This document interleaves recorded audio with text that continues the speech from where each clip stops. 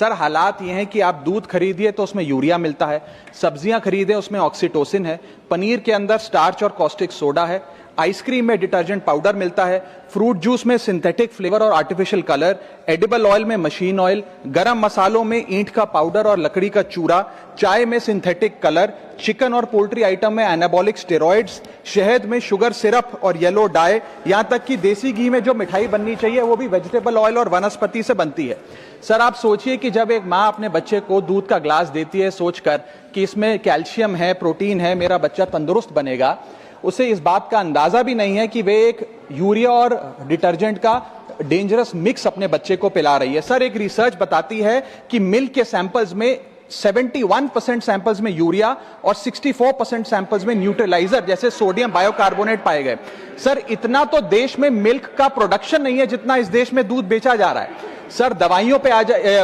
Vegetables पे आइए sir, सब्जियों जिनको हम सेहत का भंडार समझकर खरीदते हैं उसे ऑक्सीटोसिन का इंजेक्शन लगाकर फ्रेश हरा भरा और उसकी ग्रोथ को एक्सेलरेट कर बेचा जाता है। ऑक्सीटोसिन सर वो हार्मफुल केमिकल है जिससे dizziness, headache, heart failure, infertility और कैंसर जैसी बीमारियां होती हैं। सर वर्ष 2014-15 से लेकर 25-26 के बीच में जितने भी सैंपल्स की जांच हुई उसमें 25% सैंपल्स में मिलावट पाई गई।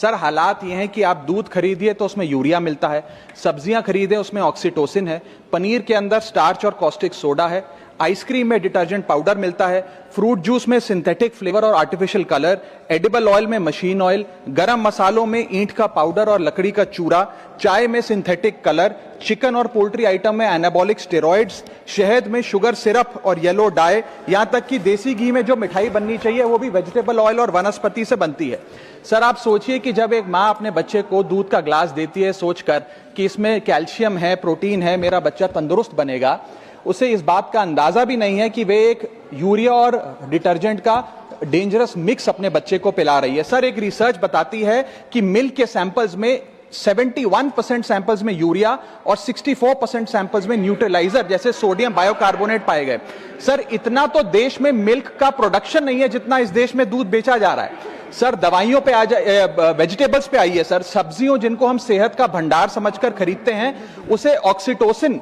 का इंजेक्शन लगाकर फ्रेश हरा भरा और उसकी ग्रोथ को एक्सेलरेट कर बेचा जाता है। ऑक्सीटोसिन सर वो हार्मफुल केमिकल है जिससे dizziness, headache, heart failure, infertility और कैंसर जैसी बीमारियां होती हैं। सर वर्ष 2014-15 से लेकर 25-26 के बीच में जितने भी सैंपल्स की जांच हुई उसमें 25% सैंपल्स में मिलावट पाई गई।